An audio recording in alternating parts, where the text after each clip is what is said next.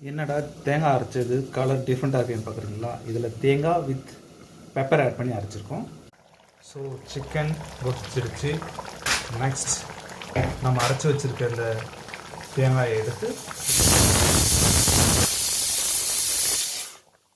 Okay ஊற்றியாச்சு. பொறுமையாக லைட்டாக கொஞ்சம் தண்ணி ஊற்றி அலசி ஊற்றிக்குவோம்.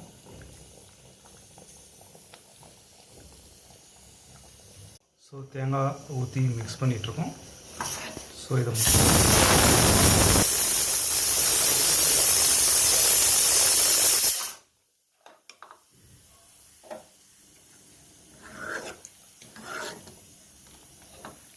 ஓகே இன்னும் 2 மினிட்ஸ் தான். 2 மினிட்ஸில் நல்லா கொதிச்சிடும்.